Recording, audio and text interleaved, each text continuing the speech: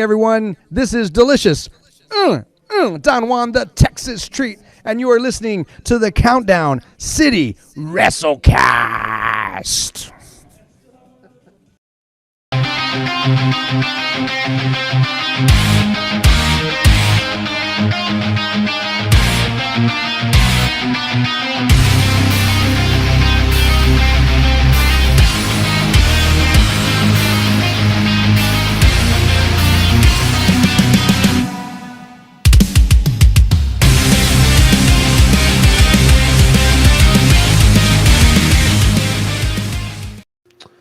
What is up, heels and baby faces? Welcome to another episode of the Countdown City WrestleCast.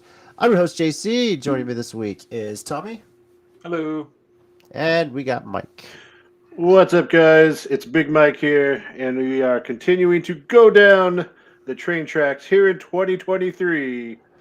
We are about to be Title Town again. I don't care if I'm not rhyming, because the Spurs won the lottery. Oh, wait, it rhymed. Boom. Right. I didn't know where you were going with that, but you nice. Yes, everyone was celebrating at the Rue Pub. What people don't realize that the Rue Pub was running a deal. If the Spurs got the number one pick, as soon as it was announced, they were zeroing out everybody's tabs from that point. So all the food and beer, that's what it was. I think they said if you got your tab started before the lottery started, yes, 7, and I think it wound up being like 240 or 50 tabs. Yeah. So it was good on them. Yeah, Jason Mannix and Joe Reinigal, RCW segue, we were talking about on the radio show that they were planning to be out there drinking. And man, yes, I'm so glad myself and everyone else out there with the Spurs altar was lighting their candles and praying, and thank God, here we go. So, yeah. Rocket fans a little salty the last few days. Huh? Said Rocket fans a little salty the last few days. Oh, not as bad as Detroit fans, let me tell you. There's a live Twitter reaction of this Detroit fan who is pissed off, and it's actually pretty hilarious. But they have the same thing for Rockets fans. It's pretty good. Anyway, we're excited for that, but we're going to be talking a bit about RCW In Our House. Going to be the champions in San Antonio. Yeah. Segue. They are running an event this Sunday, and it's, not going up against any sort of big national promotion. No pay-per-views to compete with, nothing. So picked a good weekend. Obviously, next week is when everything is going down on the major promotions. WWE is running Night of Champions, Battleground, and then AEW's got Double or Nothing. So we'll talk about that next week. And Hybrid. And Hybrid as well. Yeah, for sure. Oh, yeah. I've heard. It's tag team turmoil. Yeah, there's so much going on in the world of wrestling. So let's start, though, with a bit of wrestling news. And one that just broke yesterday is the passing of superstar Billy Graham at the age of 79. This was after pretty much a long fight with cancer. He had cancer for, I don't know how long now. But, Mike, you're probably the longest running wrestling fan here. I don't know if you remember much about superstar Billy Graham. So that's the thing. Like, his run is kind of before I really became cognizant of wrestling at a young age. Yeah. But that being said, I heard about him at a really early age because he had that much of an impact. And you kind of appreciate it as you get older now. But listen to anyone, Hogan, Flair, pretty much any big name that came through in the 80s and 90s was like, we wouldn't be here if it wasn't for superstar Billy Graham. Like, what he did, the kind of character that I don't want to say rip off, because a lot of characters are similar to previous ones, but a lot of what Hulk Hogan did and became very similar to what superstar Billy Graham was doing. A lot of things that Flair did, maybe not so much the muscly stuff, although Flair was kind of ripped and big in his younger days. But just the character and the over the top and the bravado, and I think even Jesse Ventura says similar things, that he basically owed a lot to being like superstar Billy Graham. So a legend. So no, like, I don't really have memories of watching him at the end of his career, but again, also heard about him very early because he just had that impact even back then as a legend. So this he influenced a lot of people, like you said. So that this has kind of been reverberating all over the wrestling world too. So, but Rest in peace, Billy Graham. Then I'm sure the wrestling world is mourning. Go ahead, Mike. And I know this. It almost sounds sad, but you kind of have to say this in wrestling. Like, you're almost kind of relieved, though, that I mean, he had lived a pretty long life. Yeah. I know he had cancer, so that sucks. But it wasn't one of these that snuck up on us out of nowhere, where he was, still really young and had just finished, or one of those. So it's still sad, and obviously everybody, like you said, in the wrestling world reacting, everyone acknowledging him. And that, but at least he had a maybe not the fullest or as long as he would have liked, but a pretty good life there. Yeah, that's true. I think about it. He's 79 when he passed. Yeah, how many wrestlers have we seen that are taken away at such a young age? Yeah, especially ones that we know. Ones that we've interviewed on the show too. It's just no kidding. It's a sad reality of this, and I'm hopeful that it's there's become a more of a, I guess, a conscious effort for people to take care of themselves and not get kind of, stuck in that, so. On a slight tangent to that, maybe one day this summer or 1 week this summer when there is like a lull in what we're talking about, we could talk about those things that would come up where like Undertaker would be like, oh, the locker room's not full of tough, drunk, fighting men, and the New Day and Xavier Woods was like, yeah, we play video games and we're nerds, but we're probably going to live, much later into our lives. So, as someone who came from that era, again, also, like you said, pretty crazy that he did live well into his 70s. For sure. So, Yeah. Any other wrestling news that's come out this week? Anything that stands out for you guys? Well, they finally officially announced Collision. I mean, aside from speculation, of course, and it was practically out there long before anyone said it. But now it's official. There's been a press release. They haven't announced when the first show is yet. No, they've announced when, not where. When, not where. You're right. When, not where. I'm gonna laugh if it's just Chicago, because then it's like you could be more obvious. But as Mike, you have more details. This is going to be a true hard brand split. Is that your understanding? Well, okay. Well, that was the last thing I read. So it's been going back and forth, and the big contention seems to be around. Obviously, there was a lot of different beefs that go on in apparently AEW backstage. Obviously, the big one they're focused on is Punk and the Elite, or Punk and Ace Steel. Which another thing I read today is that Ace Steel was actually rehired a few months ago, but hasn't been like at TV or at least at tapings. But the general consensus or idea was that like they would split up a lot of these people that didn't like being in the same room, which I mean, got to throw it out there. That's why I'm assuming Thunder Rosa showed up last week to go talk to Tony Khan. It seems like she's going to be there, so she doesn't have to be around Britt Baker. I shared, I don't know if y'all saw it, and we don't have to say it out loud, but okay. Anyways. But yeah, so the first reports months ago was it's a hard brand split. Then it's like, oh, it's going to be soft. It's just going to be some people float back and forth. But if people with beef are on Dynamite, the other person will be on Collision, or vice versa. Now again, it just came out early this week that now they're thinking it's going to be more of a hard brand split, because it seems to be one of the big points for Warner Brothers to do this cast and fuse and to add the show was Punk's drawing power. And him kind of being a staple, or like what that show revolves around, but like, one of their main stars. Yeah. That being said, and I kind of want to throw this in, for a guy who is apparently straight edge, and I assume that's still true, he shared tweets and Instagram lives like a drunk person who can't control themselves. And I don't know, it seemed like, because I know, I think this was Tommy was kind of alluding to, from what we had heard, they were all set to announce Punk's back. We're going to Chicago. We're going to start Collision on the 17th.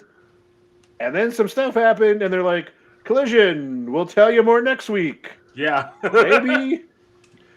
And I don't know. Maybe he's working us all. It seems like a dumb way to work people, but I don't know. Unless they got some bigger plan, right? Now, Collision's going to be on TNT, right? While Dynamite stays on TBS. Yes. What was the date we gave for the start of Collision? Did they give June a date? 17th. June 17th, okay. And if you look at their logo, it basically looks like the old Monday Nitro logo, which is kind of cool. Like, some people are making fun of it. I love it. No, I only found it funny because someone said they used the meme of let me copy your homework. Okay, but just change it enough so they don't know you copied it, and they put the logos side by side. Like, all right, that's pretty funny. And then I know we'll get more into this next week, but AEW is once again pulling their, we should probably do something for this pay-per-view. Here's a bunch of amazing matches we've decided to put together. First of all, I literally did not. I was like, Don Callis is going to come out. Like, I know he's a good talker, but I was like, I'll watch the rest of this later. Then I look at Twitter. I'm like, the Blackpool Combat Club come out and beat up Kenny Omega. Oh, the Bucks reunite. Oh, Hangman comes back and the Super Elite or whatever they're called, they're reunited. And I was like, oh, well, I guess I should have watched that then. Yeah. So now they've got Blackpool Combat Club and Super Elite Anarchy in the arena. You got the Four Pillars championship match, which was kind of rough when people were doing promos that weren't MJF. They've kind of picked up with that. You've got Christian and Wardlow in a ladder match for his TNT title. Is it a ladder match now? Okay, yeah. It's a ladder match. You got Hayter versus Tony Storm, which should be a good match. But maybe next week we can talk about why their women's champion is stuck in the middle of a gang war and not being prevalent. And I'm assuming they'll find someone for Jade to fight because, she's been champion for, 3 years, but never had a storyline that was relevant for it. So, Well, I'm interested to see how Collision plays a part in with when they start doing pay-per-views. Obviously, most of these dates are Saturdays. Obviously, location to be announced on the 17th, but Saturday, June 24th in Toronto, Ontario, Canada. 5 days later on a Thursday, we get a Thursday Collision in Hamilton, Ontario. July 8th in Regina, Saskatchewan. July 15th, Calgary, Alberta. And then back in the States, July 22nd in New Jersey. So I'm curious to know how this is going to affect pay-per-view weekends. Obviously, they're doing this after Double or Nothing, so there won't really be a hit to anybody until they get to All In, All Out weekend. But then again, our first clue might be that they just move it to a Thursday like they're doing with that June 29th show. Then again, they could also be not doing that July 1st show because that's going to coincide like with the 4th of July weekend, some sort of thing like that. So a number of reasons, but yeah. I just feel like this is probably like maybe an experimental night for now, just to see how it does. Because I mean, first of all, it's just clear that Warner Bros. Discovery is just happy with the program. I mean, obviously. For sure. So, and again, more wrestling works for me. And it's just probably going to put it, figure out where to put it. Maybe leave it on Saturdays. Maybe they'll move it. Who knows? When's Double or Nothing? I mean, I'm sorry. When's Forbidden Door 2? Forbidden Door. Oh, that's... is that maybe actually, why? I think that might be that weekend. Let me double check. So maybe that's why it's the Thursday. Yeah. You're also sharing your screen. I know. I'm going to check it. Production meeting. But looking at that schedule, so first June of all... 25th, yeah. June 20th. Oh, okay. Well, June 25th, and Collision is... Whoops, wrong one. Collision's, the day before. It's a Sunday show. Oh, no, it's a Sunday show, and that's a Saturday, yeah. Okay, cool. So it'd be the day before. Actually, probably, I think it's in the same arena, right? Yeah. Oh, that makes sense. Yeah, because it's in Toronto. Yeah, because everything's in Toronto. They actually said they'd be in Canada for like most of June. That with it being Collision, that might be the summer of Punk, eh? Hey. Right. Yeah, Punk's Canadian tour, right? So, yeah. And I'm down for them being all in Canada because Canadian crowds tend to be tons of fun, no matter who they like or hate. So. Yeah. All right, we'll see what plays out. Someone already said Chicago probably for the premiere date. Any other guesses? San Antonio, I wish. Shit. Right? I'm kind of upset that, they hit Austin and they haven't mentioned a San Antonio one again anywhere. Yeah. I suppose they give it a few months when they then they're going to Canada. Yeah, well, I mean, in the past, Austin and San Antonio were usually within the same month. Yeah. So, we'll see. Yeah. There was also a little bit of WWE news that y'all might find interesting, or I don't think we touched on last week, so I don't think it was announced. At Night of Champions, it's Roman and Solo versus Sammy and Kevin for the titles Yep. which means both Kevin and Sammy are traveling to Saudi Arabia for the Mhm. show. Yep. Yeah, that was announced after we had our show. Yeah. And yeah, that is interesting because this is the first time Sammy will be wrestling in Saudi Arabia. This obviously, the reason he hasn't gone over there is because he is of Syrian descent, and we know between Saudi Arabia and Syria, relations have not been good. Apparently, though, they are on good diplomatic terms, at least for the time being right now. Right. You know, you never know what happens in the Middle East, but so it's Sammy appears to be comfortable enough, and I guess the Saudi government is comfortable enough for him to be attending and performing. All I'm So- saying is Sami Zayn main events WrestleMania. Suddenly, Saudi Arabia and Syria work things out. I- Not trying to say nothing. You know, I didn't think about that, but I think that's all I'm legitimate. saying is Sami Zayn main events WrestleMania, and those three countries are like, hey, maybe we can work some things out. Just I saying. mean, it makes sense. I'm not trying to say anything, but I'm just saying. Hey, you never know. Maybe they were like, maybe, you know, like after not WrestleMania, but the show before, they're like, oh, Sammy should have dethroned. Oh, Elimination Yeah. Chamber. Or Elimination, you know, maybe like was, you know, they were like in peace negotiations. Oh, Sammy should have dethroned, you know, Roman Reigns. Yeah, I agree too. They're like, Wait a minute. All right, let's talk. Okay. Like they said at the same time, they were like,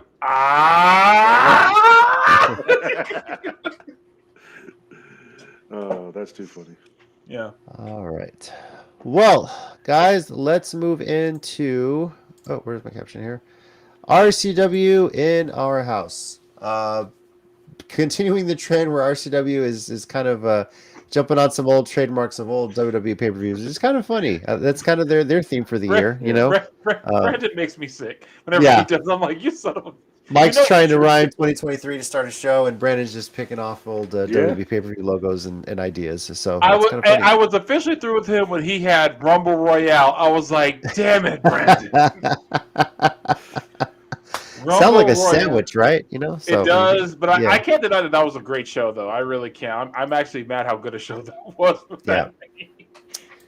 Now, as of our time that we were doing this show, this, of course, by the way, is first of a set of about 4 upcoming live events. RCW this weekend, Hybrid on May 27th, Mission Pro June 10th, and then, of course, BOW July 8th. But there was 8 matches, 7 official matches announced. Then, of course, there's the open challenge from the Flocking Brawlers against anyone except for who? I forget. Overkill. And Jay Alexander. Yeah. But is Maddie? Did they recently just announce that Maddie Rakowski is wrestling as Zakaya Living now? Yes, because officially it was supposed to be Delilah Doom, but she got an injury, unfortunately.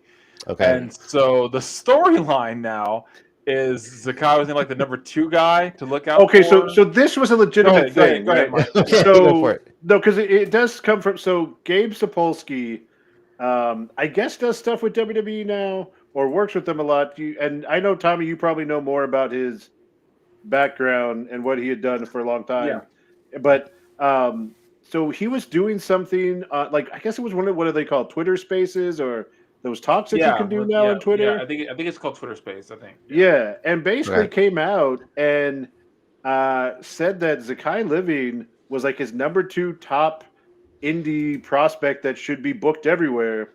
And basically just said like he just saw something in him and he kind of sees like this, I don't know, flair or there's something out of him and was really getting his name out. So Zakai wasn't on Twitter. Like, you know, when we were trying to post things and stuff for Hybrid and MPW shows, we couldn't include him in like the tags and stuff because he wasn't on there.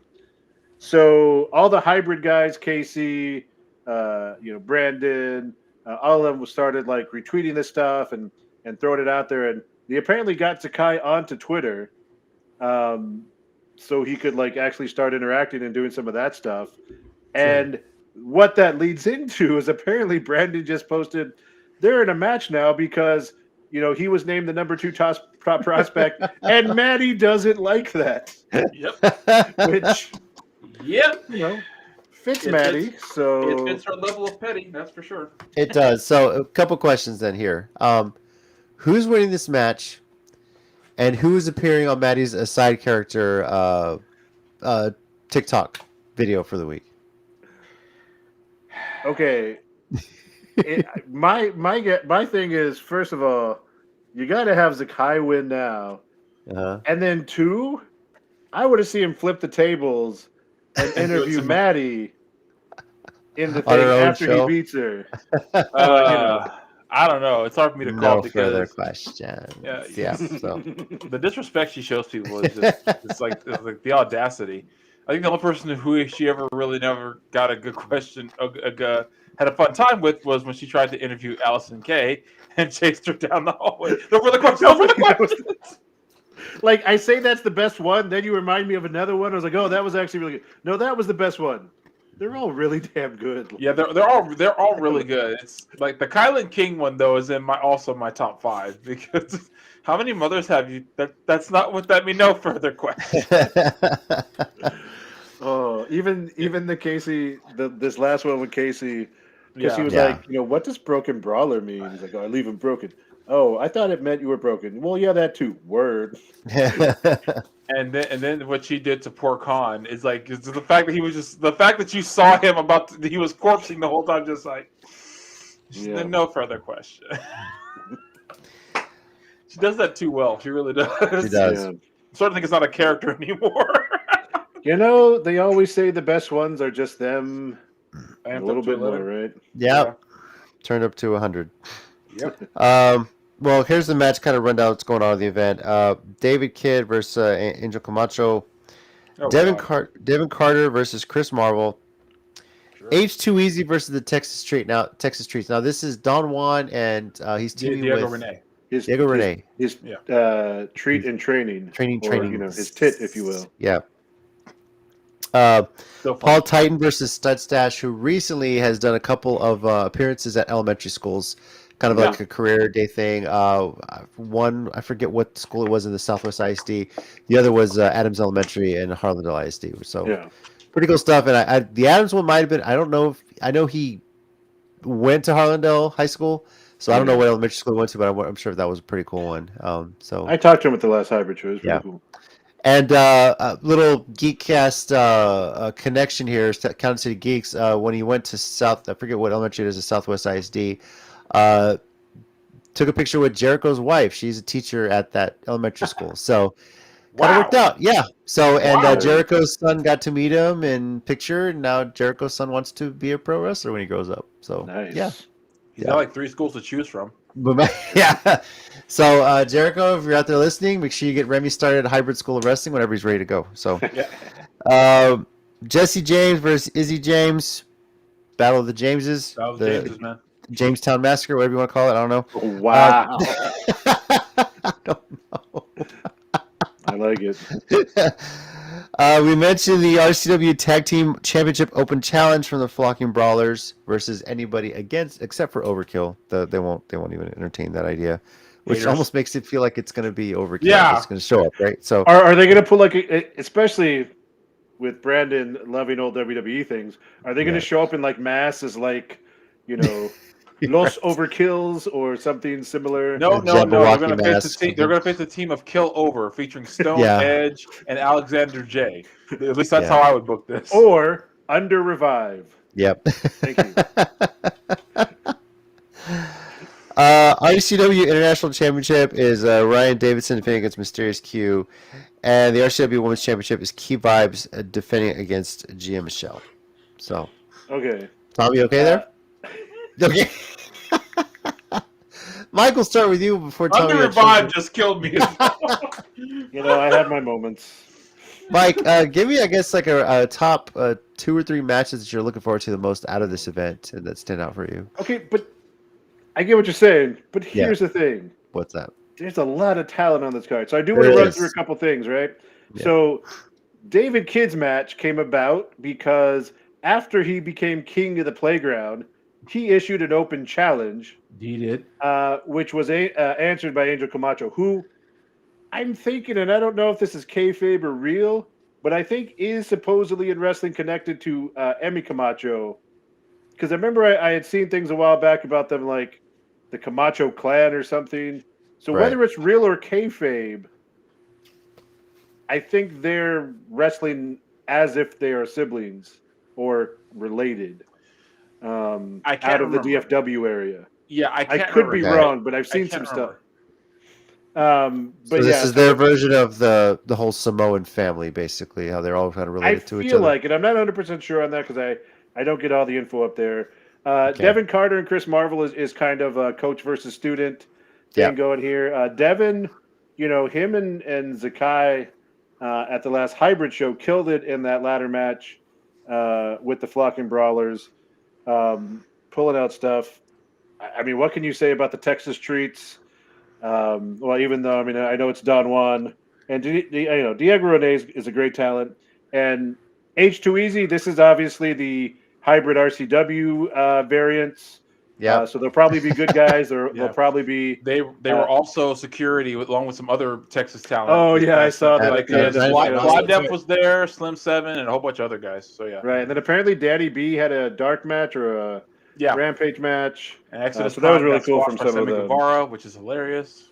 Real quick, Mike, before you continue, I just checked and it's confirmed. Actually, Emma Camacho is his little sister. Wow. Okay. I did. Okay. I legit did not remember that. So like the more we've got to MPW shows and hybrid shows, the more people I would start following and stuff. And I just remember probably one of her stories or reels was from a match in like the Dallas Fort Worth area, one of those shows up there. And it said something about like the Camacho family, but I didn't know much about the other ones. Yeah. And he's a big dude. Yeah. So David's in for it there, but He hates me. What? No, a Texas wrestler. No way. hates There's a Tommy? Texas wrestlers out there that don't like you, Look Tommy. at the What's going on shock here? on my face. I cannot believe it. Okay, but in all seriousness, the women's championship match, these two, in the terms of the wrestling shows, hate each other. That's across the board, across all forms of the multiverse. Yes, they were part of that three-way match for the original women's championship with Maddie. Maddie got into that match at Mania with Key Vibes, and apparently doesn't like to be reminded of the Cholas on Twitter that almost took her out with the bat. You shouldn't have told me that. But then even at the last hybrid show, Bougie Cholas, by the way, because that DeMarini is not cheap. So, but yeah, just gonna say that. But according to Brandon, they stole it, so we'll see. Yeah. Well, that makes sense. Yeah. But then at the last show that Tommy and me were at for hybrid as well, Key Vibes and Gia were 2/3 of the match with Jimmy Wang Yang's daughter, and we remember how they thought they were in Mission Personal Wrestling because they were beating the crap out of each other. So that one, it just looks like it's going to be a grudge match, which is always fun. Of course, I'm going to support the Flocking Brawlers. Be interesting to see. Does Overkill find a way to sneak into this match, or do we get some new people maybe with an interesting matchup? And yeah, but I mean, it's just a solid card up and down. Izzy James and his, I don't know, is he a variant or just third version? Is this like when superheroes get like a new costume and maybe like a little freshened up? Or? I guess Pokemon evolving kind of thing. Yeah. I mean, yeah. So. Oh, I was thinking more like Hawkeye turning into Ronin. I was thinking this is like his could work. That'll also work. Yeah. Either one. Yeah. And then Jesse James, like I said, like we've talked about before, legit grappler, legit fighter. I can't even think of the words. BJJ. Brazilian Jiu-Jitsu. There you go. Yeah. Words would not come to me. So yeah, like it looks like fun, and it's RCW. Like we've never, never gone wrong at RCW shows. Which, by the way, knocking on wood, third time in the past 6-8 months I've had tickets. Hope to actually attend the show this weekend, but let's see what happens. I know. Yeah. So did you get front row this time for the show, or what? No, I got like third, fourth row. I forget what. Okay. But I got an edge seat. So. Yeah. Tommy, I assume you'll be attending as well, or I'm going to try. This one was more unsure. Sunday shows are always harder for me to make, but I'm going to try. I have plans to go. I haven't bought a ticket yet. I usually for one at the freaking. What is this, an ROH show? Does Brandon just go, yeah, let him in? Oh, please. No. Brendan will make sure I pay. Yeah. Like I have no ins with him whatsoever. Make him pay twice and put 2 wristbands on him and everything like that. That day's coming. Anyway, Yeah. but no, so I'll probably just be standing in the back like I usually do, and I still make sure I'm seen because the DFW cartel will be back, so I have to make fun of them. Also on the show, Khan is scheduled to appear, and apparently he will be speaking, so it'll kind of prove Maddie's point. But anyway, no, honestly, what I'm looking forward to, because I love it when these two mix it up, is Ryan Davidson and Mysterious Q. Only because it's like those are two of my favorites going in Texas right now. Period. Okay. I don't know if I told you guys this when Q and Khan wrestled at the last show at Mania. Mm-hmm. I said something to Q about Khan beating him. Q looked at me and said, "She." And he had the mask on, so it was like 10 times funnier because he like went hood so fast. He's like, "She." How many pissing off wrestlers? Yeah, as American as apple pie. I try to be. Or Texan in this case. Yeah. Yeah, I know. And H2Easy is a fun tag team when they're not being jackasses, so that's hard to call on that one. But I don't know. I want to see how David Kidd does against Angel Camacho, because I'm also wondering who he owes money to keep getting in these matches, in RCW in particular. I feel like Brandon is just doing this on purpose at this point. The H2Easy and Texas Streets match intrigues me. I know it's not Marvel, which I feel like they're gonna do this match. Whatever happens, I think H2Easy will probably get the win here. They're gonna come back and do it again, but with Marvel and Don Juan this time. Is the Texas Streets there? And for some reason, I think Tommy will agree with me. At some point, Don Juan's cargo shorts are going to be pulled down. Yes, because I don't think I've seen a match of his in the last 4 or 5 months where they haven't been. No, not at all. So it's hilarious. Oh, I forgot this. Apparently, also like just slated to appear. They haven't a match. Well, unless card subject to change. Chase Owens is supposed to be at this show too. Huh. They just have unless something's changed, because they do some sort of impromptu match kind of thing. Or... Well, Colin will be there. He'll be there, and I see no reason why that shouldn't happen. Because honestly, I want that to happen. Please and thank you. Give me that match now, please. Thank you and good night. Could be a nice bonus. Yeah. Also, I know Bo Amir, and I'm pretty sure Luke Gotti. Yeah, he's supposed to be there too. So I'm thinking maybe him and Bo will challenge for the tag titles. Oh, I thought you said Boromir. It's like this Lord of the Rings match. No. He got no. If he shows up, then he's definitely gonna die. Anyway, Fellowship Street Fight. Yeah, I like it. Ah, damn it! Now I want to see that. I want to write that like so bad now. I want to write that so bad. Can you imagine this? Can you imagine this War Games match? Can you imagine like a Middle Earth promo, like Bromir cutting a promo like Ericon or something? True king. They do cut a few promos, at least in the in that first movie. Yeah, especially when Boromir's talking about what he could do if he had the ring for his people. I mean, you're wrong. Yeah. You're not wrong. I mean, you start this feud with a Fellowship Street Fight. You move into a Two Towers War Games match, and then you finish it with a Mordor Inferno match. Return of the King of the Ring. I was going to say a Mordor Inferno match. Inferno match. Oh. Yeah. I want to write some version of this. You can throw them into a volcano, but you're really going to use the mimosa pool that they used for Jericho and Orange Cassidy that one time. And that's how you end the trip. You say that, but imagine. I'm down. I would pay to do this. So let's just ask the obvious question. How much money do we need to put together to start our own promotion for the sole purpose of making this happen? I don't know, but at some point you need Andy Serkis to be the special referee at this point, and have him count in his Smeagol voice. Oh, literally, you literally do what AEW did. What? Grab the brass ring. Yep. The one, and that's what Andy Serkis is refereeing. And then he tries to get it because it's his precious. This works, man. I love it. Tom, are you going to write all that? Yeah, probably. Okay. The worst part my is that God. the worst part is like these are always recorded, so I can just go back and watch it later to remember everything we talked about. That's true. That's true.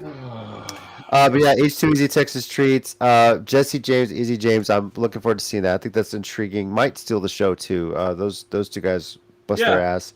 Yeah. David Kidd, Angel Camacho, and I want to feel like whoever wins this, they're gonna start propelling that person into a main event picture, possibly making a title run. These two young talents. They got to build something up, and this is, I think, a good. I mean, these two wrestlers have been talked about for a good while around San Antonio, around Texas. So a good chance we start seeing that get pushed. So Well, Angel's definitely been paying his dues. Like just like David Kidd has down here, he's been paying his dues up yeah, North Texas. So I don't see any reason why not. I mean, Yeah. like RCW is always looking to push the next young guy, and Mhm. and David Kidd did have the international title for all of 2 minutes, but I mean, he still had it. So yeah, Well, it's intriguing you say that too, because I'm thinking about it a bit, and I'd love to see how far David could go to a main event push in his current character, or would there start being streaks of like having to mature as you get into those bigger matches with guys like Khan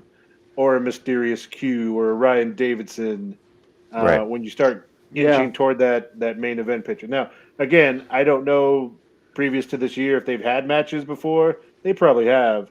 Not that I'm aware of off the top of my head, though. So. I can't remember either. Could be a good time. So, and then of course you mentioned that Chase Owens will be there. Khan will be there. Overkill's scheduled to be there. So I mean, I assume unless they throw a surprise tag team return or something like that. Yeah. So Yeah.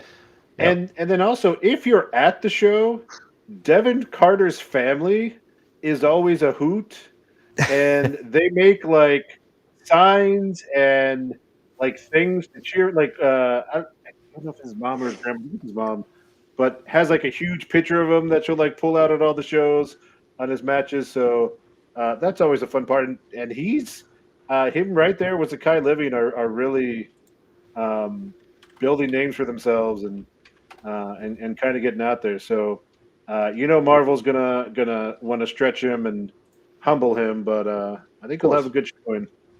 Yep.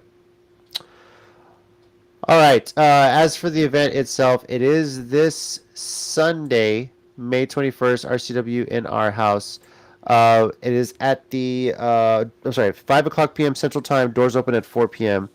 It's at the Grand Event Center, 6709 Northwest Loop 410, which is essentially 410 in Ingram. Yeah, it's literally down the street from my parents' house. Yeah, across the highway from the Cielo Vista.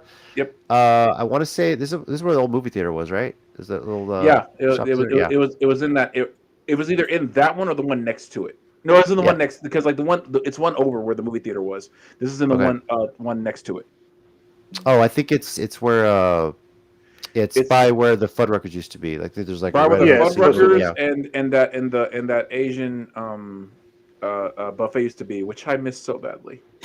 Yeah, that was actually a pretty good one. That's true. They're always really good place. Yep. So, and it's kind of funny thinking of that shopping center. It used to be nothing but furniture stores. Now it's just like turned into all this other. Well, that's because they all moved to that Furniture Row thing right there across from Ingram.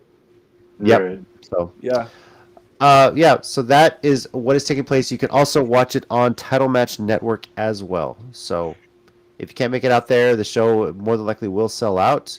Try and get there if you can. If you're not, or if you're not in the San Antonio area, subscribe to Title Match Network, and you can watch that live as well as many other independent promotions who broadcast their events as well. So, Yep. All right. Good luck to everyone running that RCW event. I'm looking forward to it and seeing how this turns out. I'm very happy to see that promotion has lasted so many years. It keeps going strong. Keeps bringing in some new talent. Bringing it's amazing to see how far that's come. So it's as old as Ring of Honor and Impact. Yep, very true. All three started in 2002. Yep. All right. Well, we'll move into our 1 minute warning segment. Mike, do you have anything this week? I do. All right.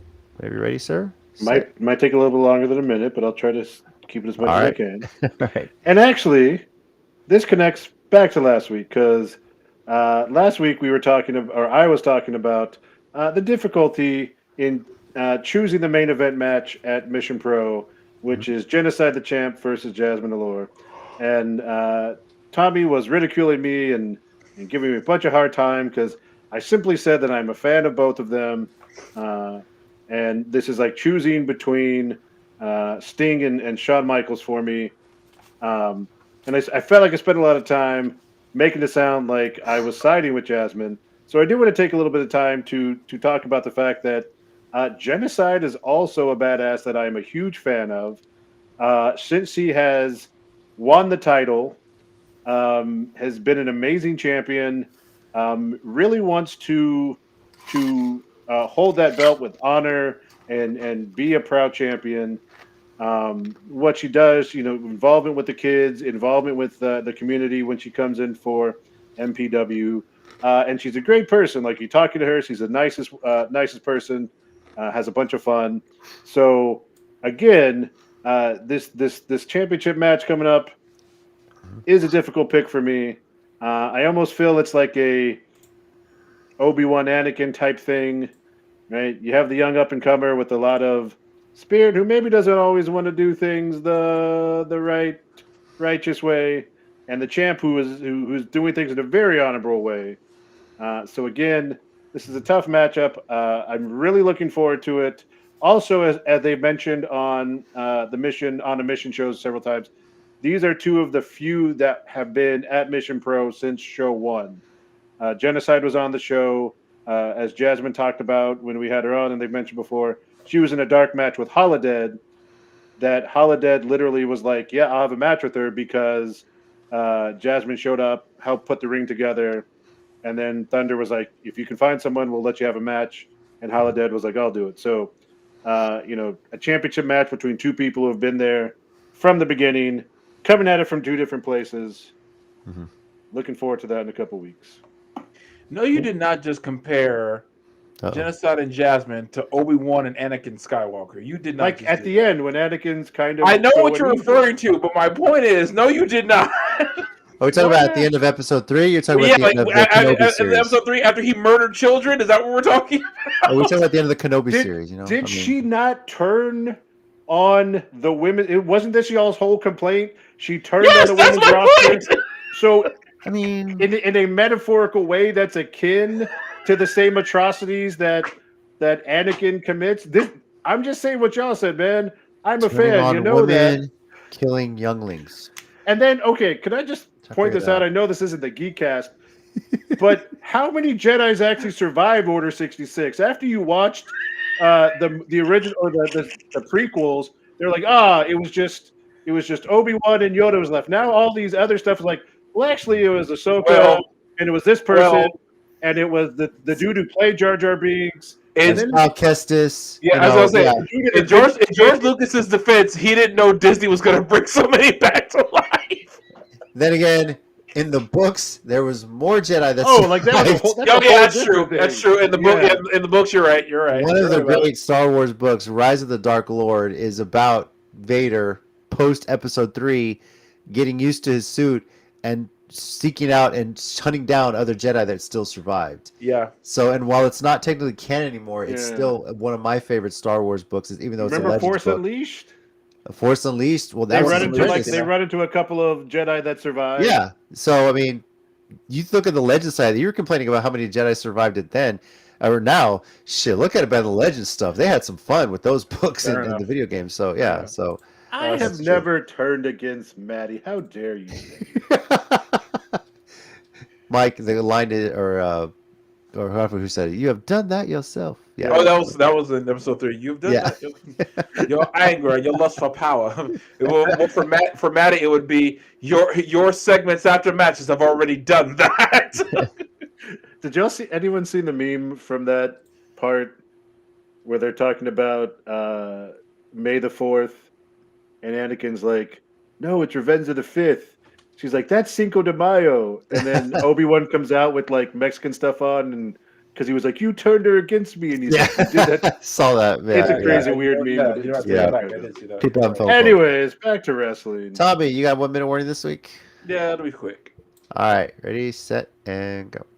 Just a quick update on the best of Super Juniors going on in Japan right now. Mike Bailey is actually at the top of his block with 10 points currently. Followed behind him is Leo Rush, Taiji Ishimori, Titan, and Hiromu Takahashi, and TJP, all with 8 points. In Block B, Robbie Eagles, Yo, El Desperado, and Master Wato all have 8 as well. And then everyone else just kind of falls where they may. But no, it's just like Mike Bailey went over there. He's just like dominating the tournament, at least on his block anyway. But they tend to do this a lot. Like he may not end up winning the whole thing because like a lot of times they'll have first timers do really well that lose in the finals or the semifinals. But we'll see. Either way, yeah, fair enough. But it's always fun. But speaking of that, Mike, I do know he's supposed to get another shot at the TV title sooner or later because he had one, but him and Zack Sabre Jr. went to a time limit draw because for the TV title the matches are only 15 minutes. But they went to a draw. And they're going to have a rematch. I don't know if the time limit is still there. I have a feeling if it goes to a draw again, eventually they'll, at least for them to, suspend it. But we'll see. So yeah. So if you're telling what I'm hearing is 2 more Jeff Cobb Zack Sabre Jr. matches. So I can only hope. The fact is Jeff Cobb is so athletic that I feel like he's like the perfect opponent for Zack Sabre Jr. because he can go as well. They can go. They match each other very well, in my opinion. Yeah. All right. For me this week, I'm as some of y'all may know, Zelda Tears of the Kingdom has come out, and if you're on TikTok, you are seeing a whole bunch of crazy shit. People, I swear to God, are just having fun torturing Kuroks. But one of my favorite ones I've seen, some guy actually, because you can fuse stuff together with Ultra Hand, it's great. One guy even like made a huge ramp, threw some pyro on it, and just started adding like a Triple H voiceover on his TikTok to make it seem that as well. But I just want to call that out because I'm curious to see how much more crazy shit people come up with. But aside from that, as some of y'all may know, this is, of course, the 15th anniversary of Steiner Math. And today somebody posted a stupid math thing trying to say that people born in 1993 are turning 40 this year. I shared that. Look, the math, obviously, the numbers lied on that one, but the Steiner Math, the numbers don't lie. So I'm pitching this to Scott Steiner because I don't see him much on TikTok. You should screenshot these horrible math things that people post left and right on social media because they don't check anything, and just make a TikTok series where you're correcting them with your own version of Steiner Math. I'm just saying it would be a fun thing to see, and I would love it if Scott Steiner would pull that shit off. That's just all. The 44 and the third. Anyway. So, yeah. Also, I forgot what we were talking about on one of those Twitter threads we go on with some of the other fans, but I made a reference to about everyone likes Tommy or something, and then I added a Steiner Math reference, and no one responded. So screw all you guys. It was a great reference. Very disappointed in that. Yeah. And also speaking of Legend of Zelda, and this applies to a lot of fandoms. No gatekeeping, people. Let people come into the fandoms when they want and enjoy them. All of us started somewhere. Let them come in. Only reason I bring this up is because Mimi, Izzy James, in real life wife, I wanted to make sure I made that clear. Said that some guy tried to gatekeep her from from like a Legend of Zelda group, like on Facebook or something, or I think it was Facebook. But then she shared, I literally have Legend of Zelda sheets. I mean, I think a lot of that might be because you get some people that come in there and just start like ripping on people for liking something. You get the social media trolls. And that's fine. I get that. But but let them hang themselves first. That's what I think. It's like somebody comes in, let them hang themselves first, then grill them. But wait till they do it. I have a quick question if we're talking gatekeeping, and it kind of connects to River City Wrestling.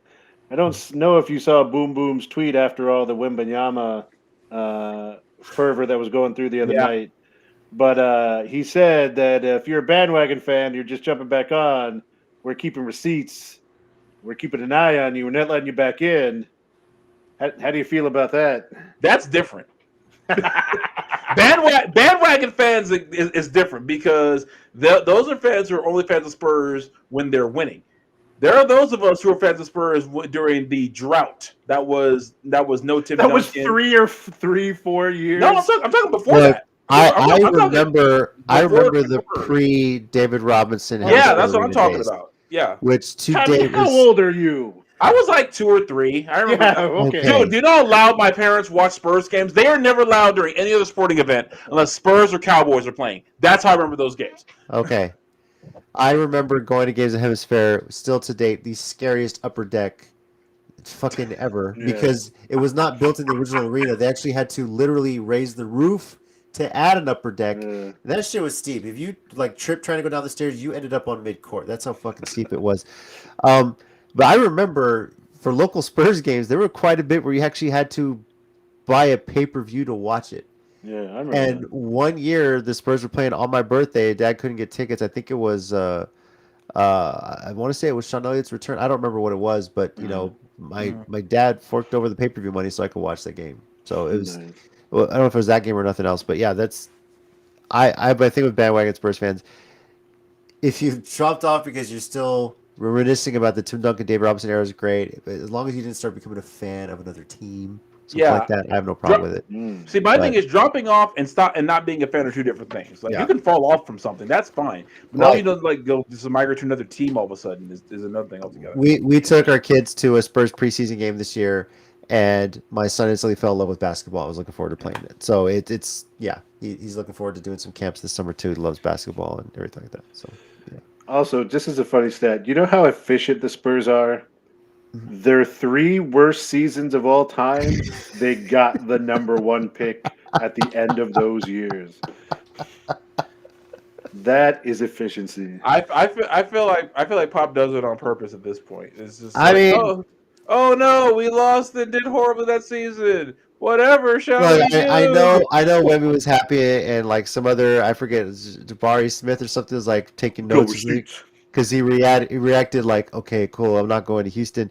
Who the fuck would want to go to the Rockets right now? No one's gonna care if you're taking notes. Number 2, he's probably grew up a Spurs fan because Tony Parker went there. He did. He's literally said it. So I don't know if you saw interviews. Yeah, he literally said like, no, he's like France. Spurs. The Spurs are France's team because of Tony and Diaw. Yeah. And he said I had a vision the night before that I was going to the Spurs, and I said it that like he literally said this afterwards. Yeah, if you're a Spurs fan, you hate the Rockets, you hate the Mavs. So of course. And the funniest thing I saw where these fans are like, actually, we don't want Wemby. Actually, if we just get our young play, I was like, guys, we literally had the same crappy record. Like we had to coin flip because we both sucked an equal amount that we couldn't decide which order to go in the who has the for ping second pong round. percentage. Yeah, I was like, so let's chill. Like you guys are suddenly gonna like turn on the switch and become contenders. Like we both sucked, but we got the number 1 pick. So and we have more titles and we've had better winning percentages. But other than that, we're just better. And it's only the past couple of years that we at least didn't go to the finals. I'm just saying, it's the lulls of being a fan. You go through the worst times, or persevere the good times. Shit, been an Astros fan my whole life. I suffered through a lot of 100 lost seasons, but it's been worth it in the end. So I'm a Cowboys fan. Can you imagine how much I have to suffer sometimes? Yeah, that sucks. That may never end. I know. I'm just saying. That's something I definitely walked away from. No, and I'm not gonna lie, my life's been better for it. I'm just gonna. No, it's a family thing. So yeah. Well, thank you everyone for joining us on the Countdown City WrestleCast. For the Wrestle/Geekcast Sports Minorities. Yeah, this kind of turned into Sports Minorities, right? We should make Geekcast because we talked about Zelda. I know, that's what I was saying. That's true. Once again, RCW In Our House, Sunday, May 21st at the Grand Event Center. Event starts at 5 p.m. Doors open at 4. It's at the Grand Event Center, or you can watch it on Title Match Network. Again, the Countdown City Geeks website, countdowncitygeeks.com. Check it out for articles, other events coming up with the Geekcast as well. Is throwing me off, man. You got to get used to it. So I'm just going to point straight down because I'm right there. So next week, we will recap RCW In Our House. Mike at least will give it, and Tommy will give it their recaps if they attend. And we'll also preview a full Memorial Day weekend of wrestling. WWE Night of Champions, NXT Battleground, AEW Double or Nothing, all taking place on Memorial Day weekend. So plenty to talk about Too much fun with that, guys. So be sure to join us for that as we well. did that joke way too long. It's going to be a fun episode with a lot to discuss on wrestling too. So thank you everyone for joining us. Been a lot of fun. Over here we got Tommy. Thanks, guys. We got Mike. Thanks, guys. Be good to each other. If I can get the goddamn music playing here. And I'm JC. And as always, Heels and Baby Faces, remember, pro wrestling is real. People are fake. Boom. Have a good weekend. We'll see you next week. Reach for the sky, boy. Adios, Gunther.